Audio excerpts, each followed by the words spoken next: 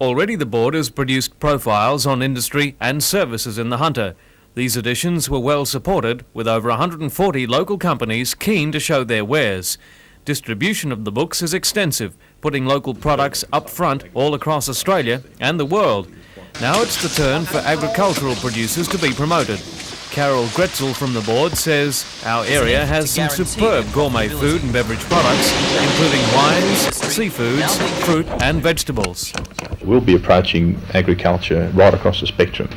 People who produce seedlings, cut flowers, wines, gourmet seafoods, stud breeders, you name it. We'll be approaching everybody and giving everybody an opportunity to partake in this publication. And who reads the profile? The profile will be distributed in 3 areas, locally, nationally and internationally. The international distribution, if I could start from that first, is something that we'll undertake to do gratis. We'll just place these copies through a variety of networks that we're developing overseas into the hands, hopefully in every case, of potential customers and investors. That's really the sort of the approach that we're adopting.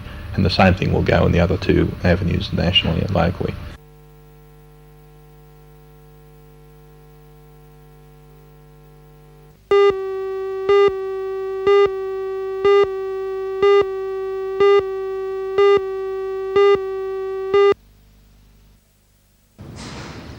The 5-week battle has been a costly one all round. For the Catholic Education Office, it's meant thousands of dollars in lost time, and for the residents, it's meant an outlay for solicitors' fees, and all parties involved have spent hours at the negotiation table.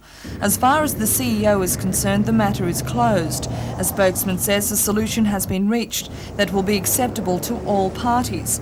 In fact, the Bishop signed it on Monday night, and a copy was made available to the residents and the Trades Hall Council 2 days ago. Tonight, the executive of the Hamilton Community Progress Association will meet to consider the proposal, which is believed to be about replacement housing. The CEO was so confident it would receive the go-ahead that it has commissioned workers to begin again tomorrow. A spokesman says if the residents' executive doesn't sign the confidential agreement, work would commence, but negotiations would continue.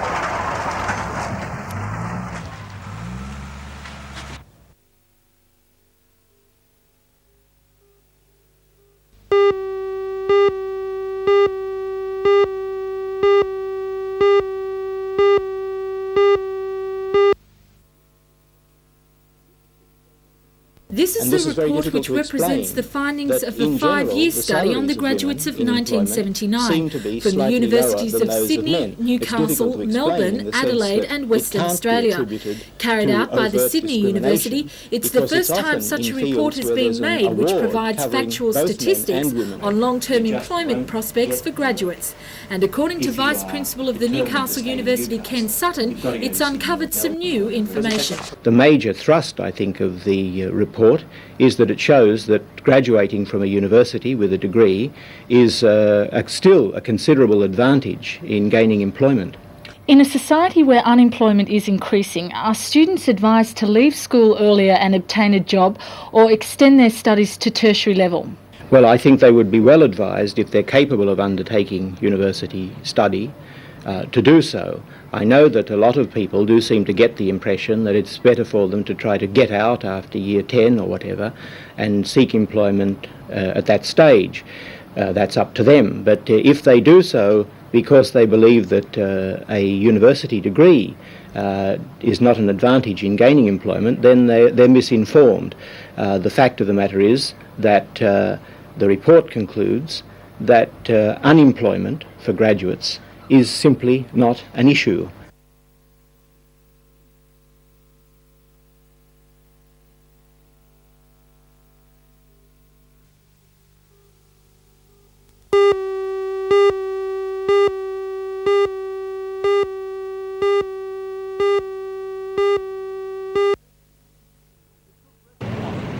It took rescue units nearly 1.5 hours to free the man, believed to be in his late 20s or early 30s, from the wreckage of the Holden Kingswood station wagon he was driving.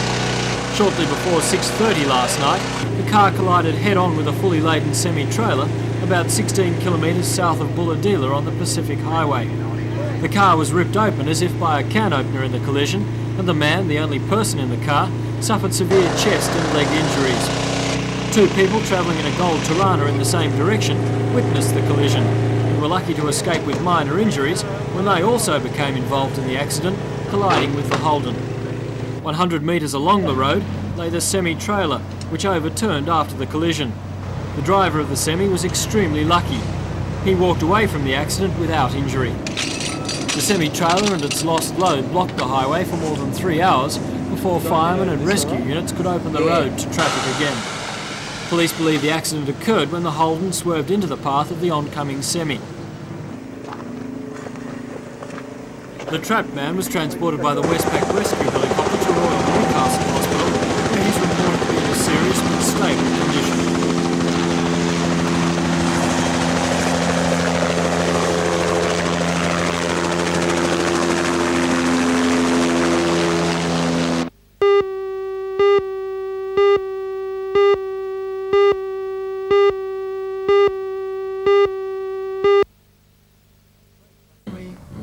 The Trade Practices Commission is a watchdog for consumers and traders alike. There are some strange cases of misconduct, like these cute and furry koala bears and kangaroos. The Trade Practices Commission, acting on a complaint, discovered that the Made in Korea tags had been cut off and instead an Advance Australia tag attached. The company involved was fined $30,000. Or how about this stereo unit advertised in a mail order catalogue? Not quite what you thought you were ordering. The Trade Practices Commission also thought this little dinosaur was dangerous. When placed in a bowl of water, it expands to about 20 times its former size. Imagine the problem if this little fellow was swallowed by a small child. Edwina Barton is in Newcastle this week to give specialist advice. What kind of muscle does the Commission have? Well, in several ways. We don't take all matters to court. Often we're able to resolve the problem with the firm that's causing the problem. But with serious matters, we take them to court, and we take action in the Federal Court of Australia, and we ask for pecuniary penalties to be handed down. There's a set range of fines, which are as high as $250,000 per offence for the restrictive trade practices provision, so it's fairly hefty fines. And we would also ask that the company pay our costs in the proceedings. So legal costs plus fines are the sort of things we ask for, and also injunction where appropriate. If it's necessary to ask the court to stop that company doing whatever it is, then we seek an injunction.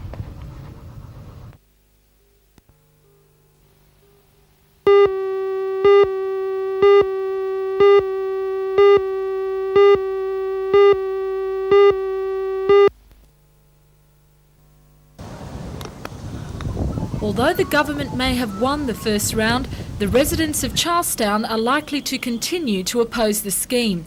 Even though spokesman for the action group John Cooper says that he's not surprised at the outcome, he did not believe that the plans would be carried through. Well, we had a meeting last night of the action group committee. They were stunned. I don't think it's fully sunk in yet just what the minister has done to us. You stated before that the community won't cooperate in any way with the scheme. How will you achieve this? Well, we'll be holding a large public meeting this weekend. I think we'll have to put back to the public meeting what sort of tactics they wanted to proceed with from now. And so the decision regarding the community cottage at Charlestown has been made.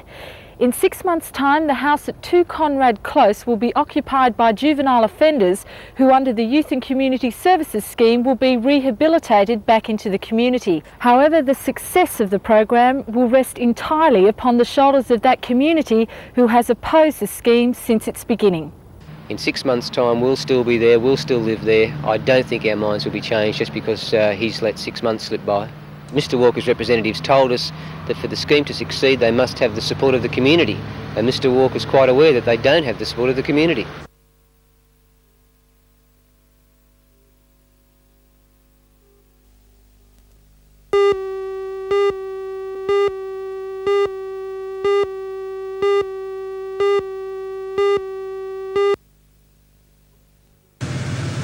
Police and ambulance rescue units, as well as firemen, were called to a serious head-on smash on Main Road Edgeworth late yesterday. A 23-year-old Whitebridge man lost control of the Holden Commodore he was driving, crossed onto the wrong side of the road, sideswiped a white Datsun Bluebird, and then smashed head-on into a Holden Kingswood. The driver of the Kingswood, 47-year-old Pamela Scott of Minmai Road, Edgeworth, suffered 2 broken legs and facial injuries in the collision. She was taken to Royal Newcastle Hospital, where doctors last night operated on her injuries. She's now in a satisfactory condition. The driver of the offending Commodore suffered facial injuries and was taken to Wallsend Hospital for treatment and later released. The second man, the driver of the sideswiped Datsun, was not injured. Traffic along Main Road was blocked for nearly 1.5 hours. In another smash in Newcastle overnight, this time on Wharf Road at Carrington, rescue units and firemen were again called in to free a trapped man. The 31-year-old Maitland man suffered a broken collarbone when the Datsun Bluebird station wagon he was driving collided with a light commercial van. The man was taken to Royal Newcastle Hospital for treatment and later released. The passenger in the Datsun and the driver of the van were not injured. Police believe the Datsun, which was travelling in the left lane towards Newcastle, cut sharply in front of the van, which was in the right lane, travelling in the same direction.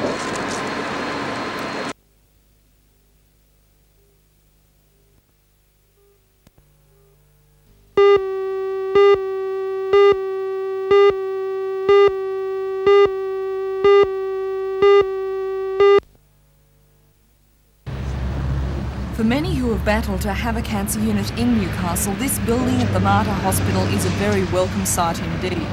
The health department has paid for the building, but that was after the people of the Hunter raised the money for the equipment. For the Director of Radiotherapy, Dr. Ed Smith, watching the unit start from the ground up has been rewarding, and now he and his team are moving in. I think the unit should be operational by the end of this year.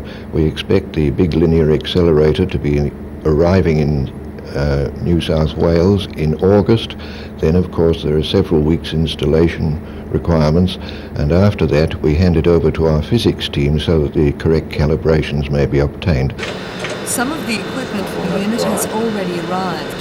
This computerised planner cuts a day's work down to 10 minutes and so has become an invaluable tool in the treatment of cancer. The operator, in this case head physicist John Stewart, feeds the information into the computer and it gives a picture of where the rays will penetrate around the tumour. The printout is then taken to the doctor, who decides the dosage and the frequency of treatment for the patient. From there, a personalised mask of the patient is made. That's worn when the patient goes into the simulator, which has yet to arrive, so that lines of where the rays will go are drawn on for future treatment. Safety is a primary concern of the administrators of this unit. That's why they've got this portable monitor, to make sure the radioactivity doesn't get above an acceptable level. Radiation could be a problem. That's why the walls on the yet-to-be-completed bunkers are 1 to 2 metres thick. The cesium ray machine, which was purchased from the now-defunct Sydney radiotherapy unit, will be housed in one of these bunkers. It will be used for close to the skin cancers. For the deeper tumours, a linear accelerator will be used. It's due to arrive in the next 2 months. The plans for spending the proceeds of the 1985 NBN Telethon are well underway. Some of the money will go towards an advanced computer system, which will allow the computers to speak to each other. The rest of the money will go towards hostel accommodation for the patients. The Health Department has engaged architects to formulate a master plan for the oncology unit, which will include this accommodation.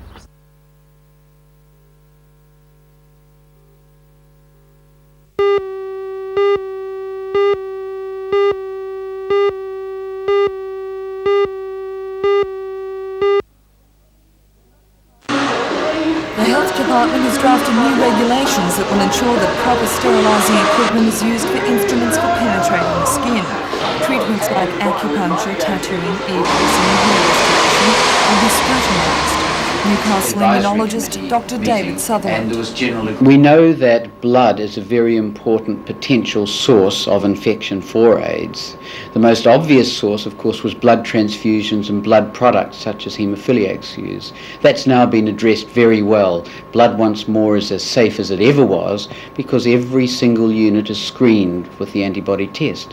So now we have to look at the much less likely but still possible ways in which people can be contaminated by blood. And the government means business. If a premises isn't up to standard, the owner could face a fine of $500 or 3 months in jail, or both. Dr. Sutherland admits the conversion of equipment may be expensive, but he says it's worth it.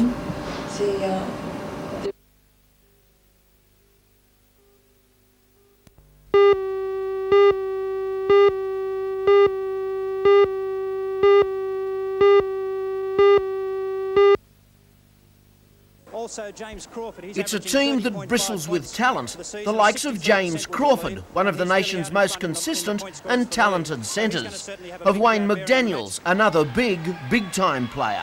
He and Crawford were in the top 10 percentage shooters of 84. Throw in internationals Brad Dalton and Danny Morsu, and it's one of the very best outfits around. It's the sort of team the Falcons must beat if they're to hold their lead and win the 1985 title. Geelong, though, are without Cal Bruton, although we've had our annual dose of him already with his new team Brisbane. One of the 3 teams to beat Newcastle, their only home loss. The other 2 losses were to bottom teams away on the road. Next weekend it's another marathon trip, this time to Perth and back to Adelaide. And they will need a tank brim full of confidence on that journey. And that tank can only be filled with success tonight and tomorrow night.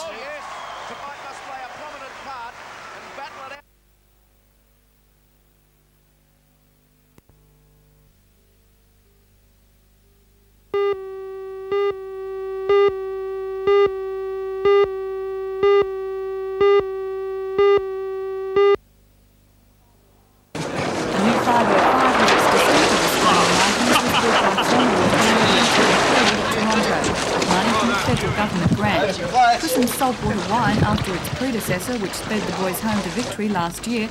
It was launched with much ceremony before going on a trial run. Over the next few months it will be tested for speed, and then it's off to Japan for the World Championships in October. Meanwhile, Dean Blatchford and Tommy Woods are also experimenting with a new sail and mast combination. The sail's a new sail that has just been made down in Sydney, and we're trying that out. We hope it's going to work, but if so, we'll take it to Japan. We've got a different centreboard arrangement for the windy weather, which we hope will work too. You'll be defending your title in October. Are you feeling fairly confident? Yeah, at the moment, especially with a new boat, just very confident. And how about the unfamiliar waters? Oh, no, we'll have to see that when we get there, I think.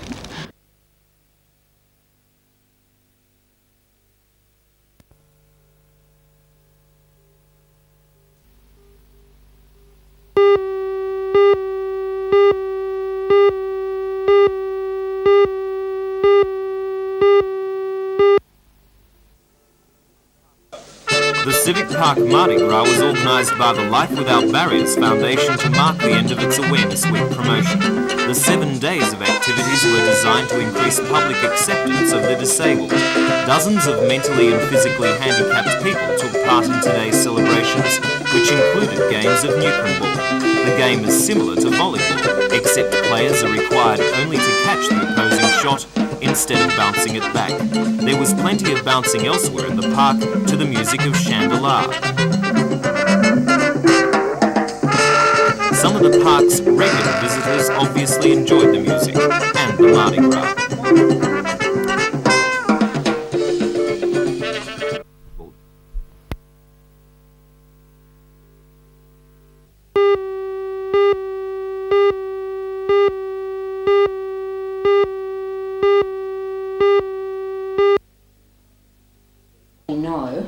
There's nothing quite like your first remedial massage. Not only is it sensational, but it's also educational. It lets you feel what's wrong with you. It starts at the feet, which according to Masseuse Gwen Burgess is the mirror of the body. If there's something wrong with your back, for example, the arch of your foot will be painful when massaged. It also tells the masseuse where the work is needed. Gwen says most of her patients come to her suffering from stress.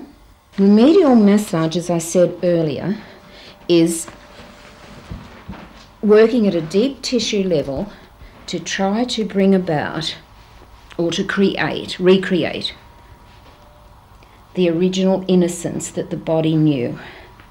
Gwen says if she discovers something in her patients that she isn't equipped to deal with, she has no hesitation in referring them to a mainstream medical practitioner. But she says there are times when she has to repair some of the damage done by modern drugs.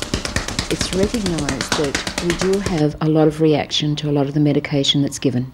We can look at the typical cortisone person who blows up like a full moon in a lot of cases, and while I'm not saying that we should not use cortisone, I still say that we do get incredible effects from it, negative effects.